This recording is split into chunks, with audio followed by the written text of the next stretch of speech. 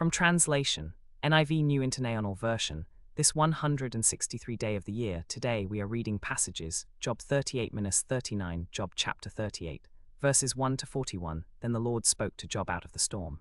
He said, "Who is this that obscures my plans with words without knowledge? Brace yourself like a man, I will question you, and you shall answer me. Where were you when I laid the earth's foundation? Tell me if you understand. Who marked off its dimensions? Surely you know. Who stretched a measuring line across it? On what were its footings set? Or who laid its cornerstone while the morning stars sang together and all the angels shouted for joy? Who shut up the sea behind doors when it burst forth from the womb? When I made the clouds its garment and wrapped it in thick darkness? When I fixed limits for it and set its doors and bars in place? When I said, this far you may come and no farther? Here is where your proud waves halt. Have you ever given orders to the morning, or shown the dawn its place, that it might take the earth by the edges and shake the wicked out of it? The earth takes shape like clay under a seal, its features stand out like those of a garment. The wicked are denied their light, and their upraised arm is broken.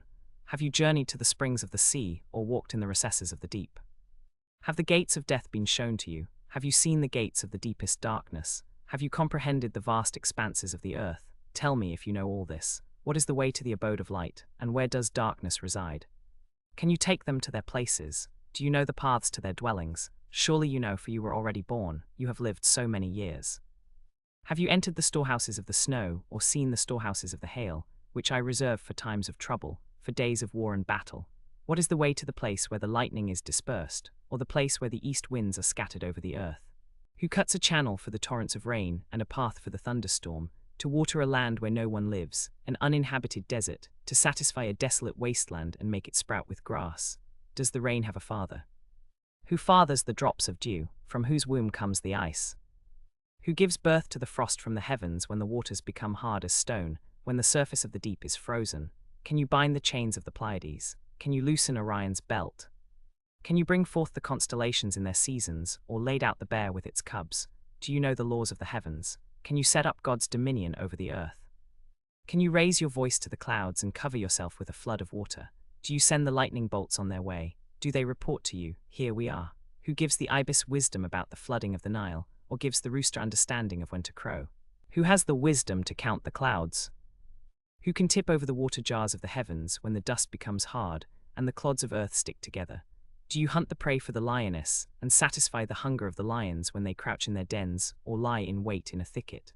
Who provides food for the raven when its young cry out to God, and wander about for lack of food? Job chapter 39, verses 1 to 30. Do you know when the mountain goats give birth?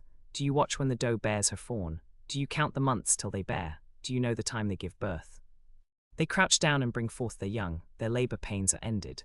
Their young thrive and grow strong in the wilds, they leave and do not return. Who let the wild donkey go free? Who untied its ropes? I gave it the wasteland as its home, the salt flats as its habitat. It laughs at the commotion in the town, it does not hear a driver's shout. It ranges the hills for its pasture and searches for any green thing.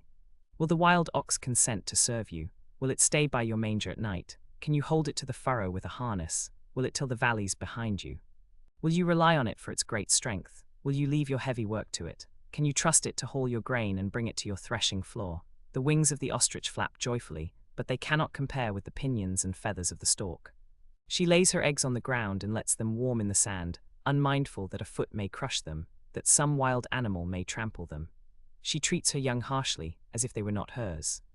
She cares not that her labor was in vain, for God has deprived her of wisdom and given her no share in understanding. Yet when she spreads her feathers to run, she scorns the horse and its rider. Do you give the horse its strength, or clothe its neck with a flowing mane? Do you make it leap like a locust, striking terror with its proud snorting? It paws fiercely, rejoicing in its strength, and charges into the fray. It laughs at fear, afraid of nothing. It does not shy away from the sword. The quiver rattles against its side, along with the flashing spear and lance. In frenzied excitement it eats up the ground. It cannot stand still when the trumpet sounds. At the blast of the trumpet it snorts, aha! It catches the scent of battle from afar, the shout of commanders and the battle cry. Does the hawk take flight by your wisdom, and spread its wings toward the south? Does the eagle soar at your command, and build its nest on high? It dwells on a cliff and stays there at night. A rocky crag is its stronghold. From there it looks for food, its eyes detect it from afar. Its young feast on blood, and where the slain are, there it is.